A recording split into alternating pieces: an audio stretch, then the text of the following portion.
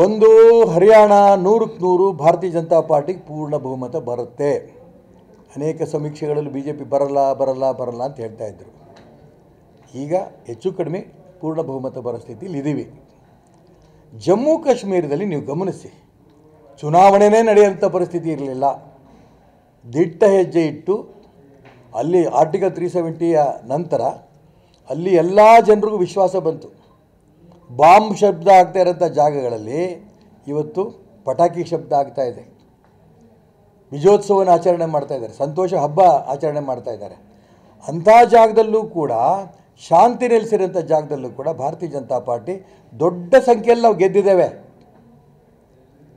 ಹಿಂದೆಷ್ಟು ಇಷ್ಟೊಂದು ಎದ್ದು ಗೆದ್ದಿರಲಿಲ್ಲ ನಾವು. ಶುಭ ಲಕ್ಷಣ ಇದು.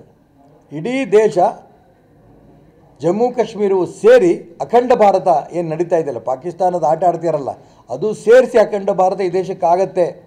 ಇದು ಜಮ್ಮು ಕಾಶ್ಮೀರದ ಚುನಾವಣಾ ಫಲಿತಾಂಶದ ಒಂದು ರಹಸ್ಯ. ಇಡೀ ದೇಶ ಒಂದಾಗತ್ತೆ. ಜಮ್ಮು ಕಾಶ್ಮೀರ ಇಷ್ಟೊಂದು ಸೀಟ್ ಗೆದ್ದಿರೋದು ನರೇಂದ್ರ ಮೋದಿ ನೇತೃತ್ವದಲ್ಲಿ, ಅಮಿತ್ ಶಾ ನೇತೃತ್ವ ತುಂಬ ಸಂತೋಷ. ಬರುವಂಥ ದಿನಗಳಲ್ಲಿ ಅಲ್ಲೂ ನಾವು ಮೆಜಾರಿಟಿ ನಾವು ತಗೋತೇವೆ. ಹರಿಯಾಣ ಅಂತೂ ಅತಿ ಹೆಚ್ಚು ಸೀಟಲ್ಲಿ ನಾವು ಗೆಲ್ತೇವೆ. ಒಂದು ಹರಿಯಾಣ 100ಕ್ಕೆ 100 ಭಾರತೀಯ ಜನತಾ ಪಾರ್ಟಿಗೆ ಪೂರ್ಣ ಬಹುಮತ ಬರುತ್ತೆ. ಅನೇಕ ಸಮೀಕ್ಷೆಗಳಲ್ಲಿ ಬಿಜೆಪಿ ಬರಲ್ಲ ಅಂತ ಹೇಳ್ತಾ ಇದ್ದರು. ಈಗ ಹೆಚ್ಚು ಕಡಿಮೆ ಪೂರ್ಣ ಬಹುಮತ ಬರೋ ಸ್ಥಿತಿಯಲ್ಲಿ ಇದ್ದೀವಿ. ಜಮ್ಮು ಕಾಶ್ಮೀರದಲ್ಲಿ ನೀವು ಗಮನಿಸಿ, ಚುನಾವಣೆನೇ ನಡೆಯುವಂಥ ಪರಿಸ್ಥಿತಿ ಇರಲಿಲ್ಲ. ದಿಟ್ಟ ಹೆಜ್ಜೆ ಇಟ್ಟು ಅಲ್ಲಿ ಆರ್ಟಿಕಲ್ 370ಯ ನಂತರ ಅಲ್ಲಿ ಎಲ್ಲ ಜನರಿಗೂ ವಿಶ್ವಾಸ ಬಂತು. ಬಾಂಬ್ ಶಬ್ದ ಆಗ್ತಾ ಇರೋಂಥ ಜಾಗಗಳಲ್ಲಿ ಇವತ್ತು ಪಟಾಕಿ ಶಬ್ದ ಆಗ್ತಾ ಇದೆ. ವಿಜಯೋತ್ಸವನ ಆಚರಣೆ ಮಾಡ್ತಾ ಇದ್ದಾರೆ, ಸಂತೋಷ ಹಬ್ಬ ಆಚರಣೆ ಮಾಡ್ತಾ ಇದ್ದಾರೆ. ಅಂಥ ಜಾಗದಲ್ಲೂ ಕೂಡ, ಶಾಂತಿ ನೆಲೆಸಿರೋಂಥ ಜಾಗದಲ್ಲೂ ಕೂಡ ಭಾರತೀಯ ಜನತಾ ಪಾರ್ಟಿ ದೊಡ್ಡ ಸಂಖ್ಯೆಯಲ್ಲಿ ನಾವು ಗೆದ್ದಿದ್ದೇವೆ. ಹಿಂದೆಷ್ಟು ಇಷ್ಟೊಂದು ಎದ್ದು ಗೆದ್ದಿರಲಿಲ್ಲ ನಾವು.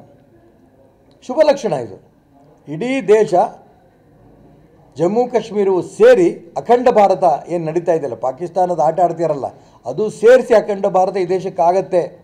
ಇದು ಜಮ್ಮು ಕಾಶ್ಮೀರದ ಚುನಾವಣಾ ಫಲಿತಾಂಶದ ಒಂದು ರಹಸ್ಯ. ಇಡೀ ದೇಶ ಒಂದಾಗತ್ತೆ. ಜಮ್ಮು ಕಾಶ್ಮೀರ ಇಷ್ಟೊಂದು ಸೀಟ್ ಗೆದ್ದಿರೋದು ನರೇಂದ್ರ ಮೋದಿ ನೇತೃತ್ವದಲ್ಲಿ, ಅಮಿತ್ ಶಾ ನೇತೃತ್ವ ತುಂಬ ಸಂತೋಷ. ಬರುವಂಥ ದಿನಗಳಲ್ಲಿ ಅಲ್ಲೂ ನಾವು ಮೆಜಾರಿಟಿ ನಾವು ತಗೋತೇವೆ. ಹರಿಯಾಣ ಅಂತೂ ಅತಿ ಹೆಚ್ಚು ಸೀಟಲ್ಲಿ ನಾವು ಗೆಲ್ತೇವೆ.